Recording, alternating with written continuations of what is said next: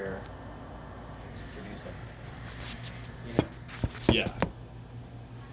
Well, I mean, I wondered if there's a whole lot of societal infrastructure that I think that is due to be reimagined, not least of which education. And we could think about like what we would want to do with all that time that you spend with a human being inside of an educational facility, and what type of setting and information you would want, ideally, in that setting to build like the most functional adults, or something closer to functional adults. You know what I mean? Because we're still largely just operating off of like the Prussian school model from like the 1800s, like that was designed with like factory workers in mind and things like this, but essentially like an integrated school of knowledge that, see, I tend to see things as interrelated, and I think it's important to like keep their interrelatedness in mind when you're talking about them. Like part of one of the problems with today is how hyper specialized science disciplines have become, largely. They're so hyper focused that they don't like talk to each other separately, and so they like sometimes come to radically different conclusions, and are not like intercommunicating any what's going on. So okay, so with I've been reading some what's his name with the ancient pyramids, Graham Hancock. Oh yeah, Daddy Oh Hancock. man, I'm like about halfway through the book on the Americas right now. Right. Unbelievable. And how archaeology is completely ignoring and failing to honor things that are known in geology, Well, or things that are known in hydrology, that they say this is not real because it doesn't fit with our story. well, think about this, man. Like anything that happened before the oldest person living today is just hearsay. Like really anything that happened previous to the oldest person alive today is just hearsay. And it could be 500 years ago, could have been dinosaurs walking the earth and ninja vampires. Like, you could argue, okay, like through archaeology, you could disprove that. And you're like, okay, all right, are you an archaeologist? How many archaeologists do you know? Like how long would it take you to disprove it? You know what I mean? like, okay, so maybe that's a little bit more fantastical. Maybe that's a little too crazy. But like, as far as what actually happened with the people and who were the prominent figures in history and why things happened and how they happened and stuff, I just don't really trust human beings with being good at like consistently keeping that straight over the course of hundreds of years. Like, sure, we can do it for like probably like 50 years, especially when the people who are alive are still alive for that history. Like, I'll give you an example, which would be World War II history, which I'm really, really into. And somewhere around the mid-90s to early 2000s, there was a significant drop-off in the quality of material and the amount of material that was coming out. And I chalk it up to a large part of the people who are actually alive during that era and who are fact-checking one another, like through experience and stuff to some extent, died. They got old and died, essentially. So history is something that I still find fascinating, and I'm not saying like, everybody's lying to you and all this crazy shit. I'm just saying that it's always just something I kind of enjoy it, almost like this art, like this weird art, not to be taken super literally. I think if anything, it's a lesson in like, all right, who's telling the story? What are their interests in the story? You know what I mean? And history is written by the winners, essentially. Yeah, I agree. I think for me, what's fascinating is if I have the premise that our current society is the be-all and end-all, greatest society, pinnacle achievement, then it causes a lot of conflict and pain in me. Yeah. But when I'm hearing that there were previous societies that had like soil longevity, Yeah. or they had interaction with their environment, Yeah. understanding of their Yeah. place in the stars, Mm-hmm. medicinal herbs, there was a lot of aspects of that. Dude, the Egyptian Empire ran for 3,000 unbroken years. Right. That's completely insane, dude. Right. Like, there's no government alive today that's like older than like 300 years, I think, maybe 500. I don't know. I gotta Google that, but Yeah. it's not that old. There's no continuous government today that's 3,000 years old. The oldest government currently in existence might be Great Britain. Interesting. Now I definitely want to pop and Google it, but I feel like I'll just get sidetracked. No, it's okay.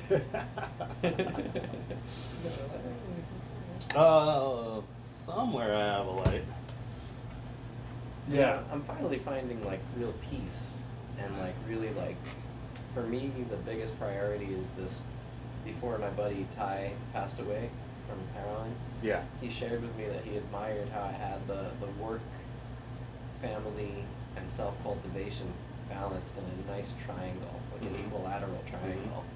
And he said how few people get to do it, but that's the old school way, is that you had like your own training, you had your showing up for your people, and then you had your service in the wider world. Yeah. And I'm finding I've really started to get a handle on like an equal, you know. And on that, yeah. Yeah, and it feels amazing. Yeah. I'm so grateful. Yeah, I think that's so critical. I mean, more and more I come back to this idea of balance. You know? And it's strange because I feel like my experience, at least with it, was like you see people fulfilling the role of being useful to their community, but then you fall into a trap of like making that some sort of identity or something, and or doing it for the wrong reasons, you know?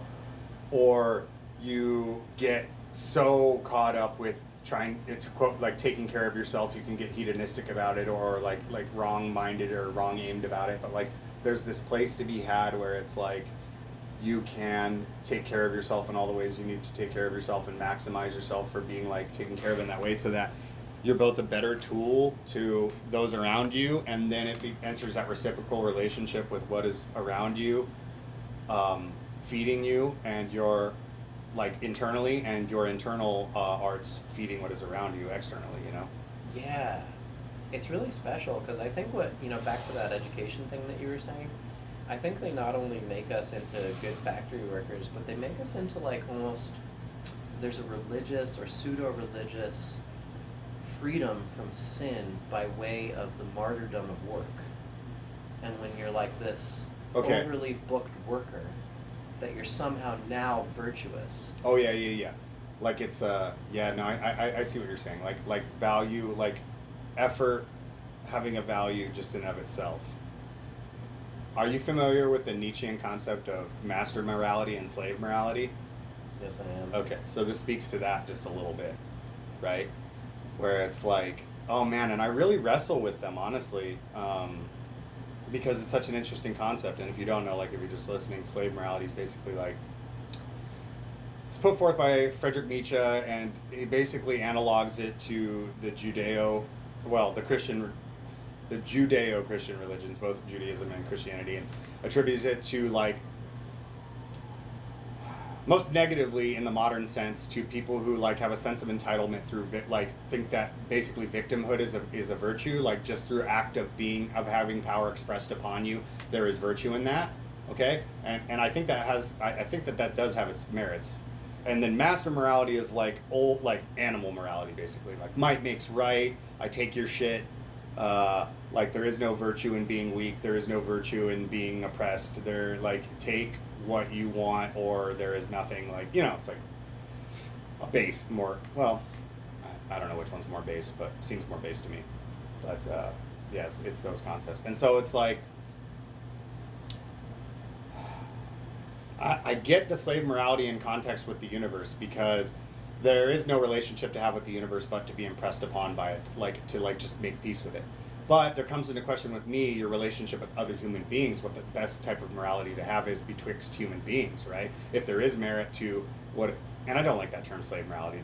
This is it makes the conversation sound really weird, especially if you don't know what we're talking about. But as far as affairs dealing man to man, I have my questions about what if slave morality or master morality is the superior system in terms of like navigating like large political issues or whatever, you know. And not like I have any influence in these things, I just like to think about them in a philosophical way, you know. I had a revelation about it on my 40th birthday. I woke up early in the morning and I wrote for 2-3 hours or so about this, of clan morality. Okay. And that the most resilient and longest used and most frequently used human dynamic is not nation, it's not feudal lord, it's not zaibatsu where you work for the company but the company's got your back. It's actually the clan.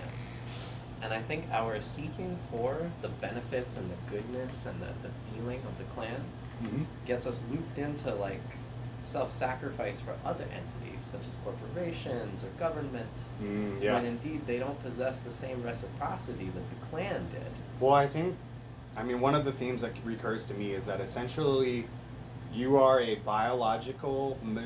you're an animal, you're a biological machine, like a monkey, a hairless monkey, that is poorly suited for the environment it has created for itself through means of wealth, and furthermore, is being manipulated on almost every emotional frequency by various predatory entities. In terms of, like, I'm not talking fucking David Icke lizard people, I'm talking just your biology is being used against you on a day-to-day basis. The dopamine with the phones, the rage to anger or negativity bias, negativity selection bias to get you to pay attention to things. The dopamine hits with the phones like the rat fucking feeder experiments, yeah, it's being your biology is being used against you quite a bit. And here's one thing I was thinking about recently, like almost all of your entire life would have been around people that you knew reasonably intimately, let's say 10,000 years ago and before. Like, you were only going to see human beings that you were in your tribe, your local tribe, clan, larger area of population, outer edges of the population. There'd be a handful of people maybe that you only saw once or twice or something because they came to market, or depends on what fucking era we're talking about here, okay?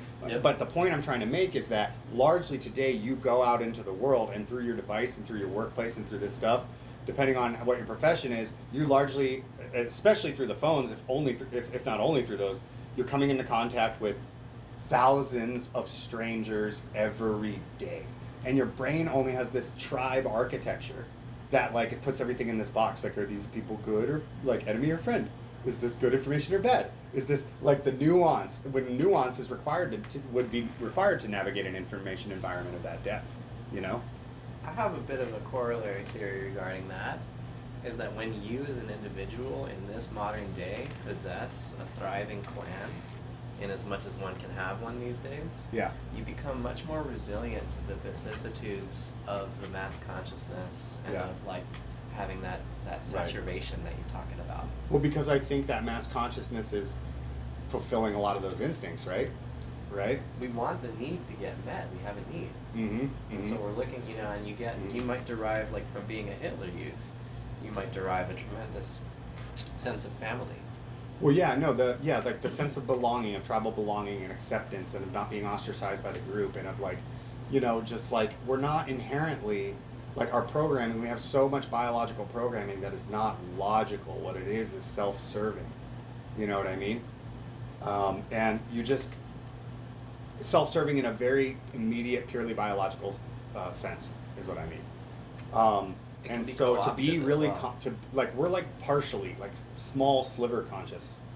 To be, like, for real conscious is to not, like, suppress those instincts, but to be intimately aware of those instincts, so that we can at least calculate the math with that variable added to it, you know what I mean? And understand where our bias lies when we're dealing with things, Well, the integrated consciousness and the person who's cognitively well and who's psychologically well is capable of tremendous insight and tremendous reflection, and is often perceived as a threat by the main mass psychosis consciousness, because that person's existence in a frame of freedom from the matrix of projection of memes, it feels like it tears away the basic premises of the people who are in the matrix, and they can react very strongly. And they can be enculturated through memes to become violent towards dissident thinkers who happen to break free and perceive with some things like empiricism, logic, skepticism, spirituality. Well, it's interesting that you put it in those terms, like, obviously, like, adopting, like, a matrix frame, but it makes me think of sign value theory. Have you heard of this? No. John Baudrillard and postmodernism? Okay. All right, man. This really screwed me up, because it was like this camp of ideas I was kind of having, like, the primordial soup of, and then I came across this Baudrillard work, and it fleshed out exactly what I was, like, trying to, like, describe myself. And basically it posits that the value that people traffic in nowadays and has been for a while in materialism. Like he was writing this stuff in like the 60s, 70s, 80s. Is no longer about the thing. It's not about the thing. It's about the thing's sign value. It's about the attachment of ideas that we put with the thing. It's not about the thing. It's not about the Apple computer.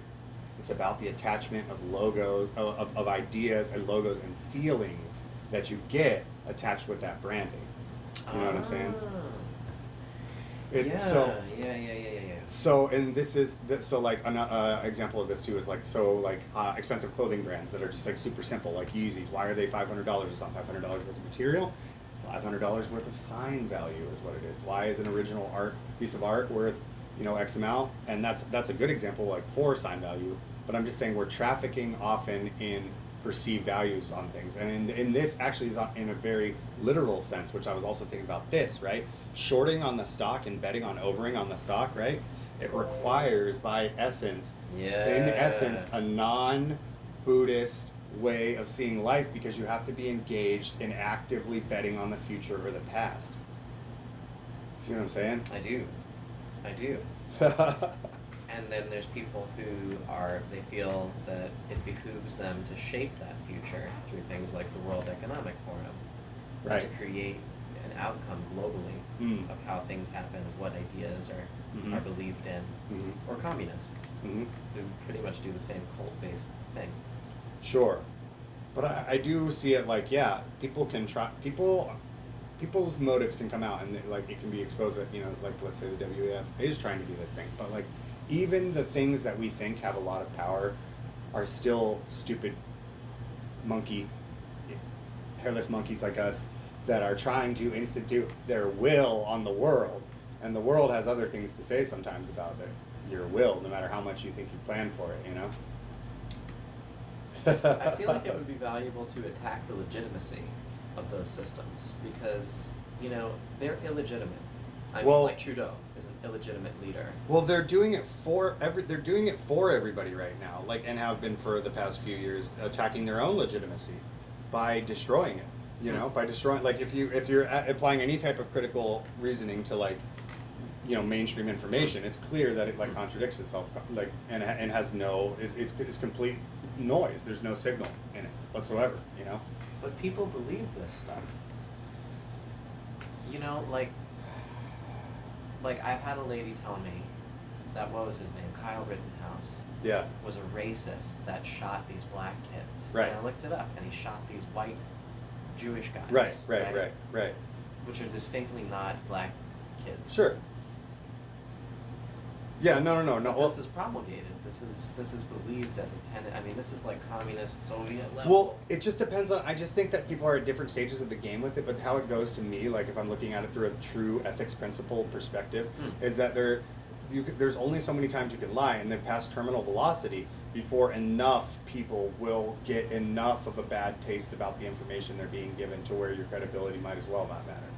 You know what I'm saying? I don't know. I think if we did some research into the psyche, because I went to China in 2008, and it's a different psyche. It's a different consciousness happening, and of people course won't say shit about the government, and they got people just following you. There's they're foreigners here, follow them. Right. Yeah. It's crazy. No, I know a little bit about China, just a little bit, not a ton, but just a little bit. The basic power structure that I see in the world right now is you've got the cult of the Chinese, which has its own social control and propaganda and social rating and military arm, and the way that they can change their language. And then you've got the equivalent, which is the woke culture and the economic chicanery and vaccine chicanery in the West. And I can see why Putin is terrified of the Ukraine turning into a state that's like that. Putin wouldn't want Ukraine to be a Chinese puppet either, but he certainly doesn't want Ukraine to be one of these Western countries which has all this dirty bioweapon stuff happening in it, all this money laundering, Dude, isn't it so fucking crazy that, it's 2022, and Russia's in a war with the Ukraine, in which we know the president's crackhead son was doing business deals, and it looks like he was kicking 10% back to his father, who was actively vice president of the United States and was meeting with foreign business people from this country. And now we are sending aid packages to the tune of billions and billions of hundreds of billions of dollars. Like, It sounds like Eastern European scam. We'll get my cousin. He's president. it sounds of like this when you country. make fun of like Venezuelan, like how corrupt Venezuela is or something like that. It's like that level It's that level. where you're just like, oh, okay. And it's known. It's transparent and it's known. Well, the and it's like FBI they, is not going out yeah, for they that. don't deny that they do the crime. What they do is they're like, oh yeah, we did that, and it's like totally normal when we do it, and you love it, you know. Well, they just put up some smoke and mirror, you know. Gaslight the shit out of you. You know. I feel like I had that realization today. I was like, gaslighting. I feel like came about like in terms of like referring to relationships and stuff. But I think what it's become most apt about is like the media and government lately. Like They in the last gaslight like you. 2 or 3 years, like they're the gaslight masters. You're like, hey, that was fucked up, and what you said wasn't true, and they were like, it was true, but in a weird way. Don't be racist. Yeah, yeah, yeah. You're yeah. like, oh shit, I better not be racist. Yeah, yeah, yeah, yeah. Or whatever. Oh, man, I heard a great. Do you know who Douglas Murray is? He's a book author, an English No. book author. And he was on the homie Lex Friedman's podcast. I like the Lex Friedman. The Lex Friedman, man. You should check it out. Just like one of the most wittiest English dudes ever. Cool. Yeah, yeah. Respect. But yeah, I had my doubts about Lex's podcast, but lately, okay, so lately I figured out finally that I was going to work every day, and I was getting a good runs of good podcasts. You know, I do like some Modern Wisdom and some Joe Rogan Experience, and I do not much of Joe Rogan these days actually. It's more like trigonometry and just a bunch of good stuff. But I've noticed lately, like especially the last year particularly, YouTube has just been fucking my shit up, and it's like we are not trying to show you anything that you want to see. It's clear that shit has an agenda to get me to like tune over to like just garbage media content that I have no interest in, you know, and it like buries my podcasts routinely. Long story short, source your media. Like, don't seriously like. I had to like go on the internet and be like, okay, I'm gonna look around Reddit. I'm gonna look around some Google searches here. I'm gonna collect a few ideas for podcasts and a few different ways to get them, and I'm gonna check out a few different channels, and I'm just gonna routinely select my shit because I just, gotta be having that good going in there. Gotta be having it. I've been enjoying the Concrete podcast. What's that one about? He just brings in amazing dudes. I mean, it's a guy in Florida, young guy, Yeah. and he's like a very humble guy, you know? Nice. And he just brings in, he just listens to these people and he like asks questions. Right. And I saw one that was like about the real estate game, Okay. and this guy who was like teaching you, and he's like giving people his number, like, call me and I'll help you out, you know? Right. And that was pretty cool. Or another one about like the drug game and the cartels in Mexico. Yeah. How the cartels and the government are ultimately not that separate. Oh, of course in not. That all the government contracts for billions of dollars are rewarded to cartel companies. Yeah. And like, so it's guaranteed the cartel are going to do that road or that prison Yeah. or whatever. And it's Oh, like yeah. totally enmeshed now. Well, as is the case, it's okay. I was talking about this a little bit earlier too with my buddy, but it seems like the deal is that our models of societies, from an economic and government perspective, they work only but in limited runs, and then they fail catastrophically. Basically, Yeah. it's like Yeah. they have to like have a reset. Like the way we set them up has to like reset inherently. And I don't have much to really say about it of significance, but like I've been exploring the idea that it has to do. So, Karl Marx was right. I just don't agree with his answer.